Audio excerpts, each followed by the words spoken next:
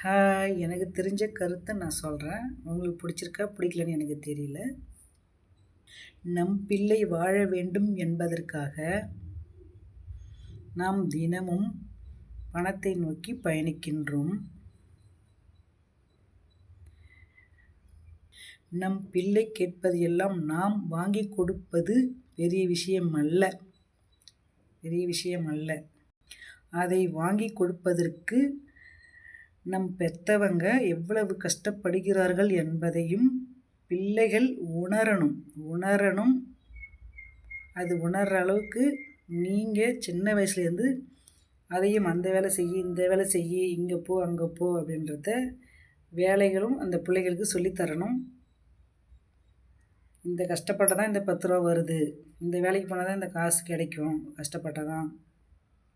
அது வாழ்க்கையை அது தகுதியாக வாழறதுக்கு அளவுக்கு நீங்கள் உங்கள் பிள்ளைய தகுதியாக அது வேலையை அது செய்யணும். அந்த மாதிரி தகுதியாக வளங்க. நம்மளே எல்லாத்தையும் செஞ்சு நம்மளே எல்லாத்தையும் வாங்கி கொடுத்து அப்படின்னும்போது அதுங்களுக்கு பொதுவாகவே கஷ்டங்கள் இப்போ இருக்கிற பிள்ளைங்களுக்கு மைண்டில் இல்லை.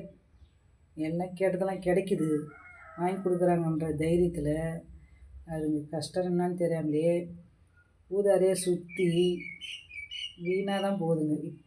இப்போத்தைய பிள்ளைங்க எல்லாமே அதிகமான பிள்ளைங்க ஊதாரியாக சுற்றி குடும்பத்துக்கு யூஸ் இல்லாமல் தான் போயிட்டுருக்கு. நான் சொல்வதில் உண்மையாக தவறாக இருந்தால் மன்னிச்சிக்கோங்க. உண்மையாக இருந்தால் நல்லதாக இருந்தால் எடுத்துக்கோங்க. ஹாய்.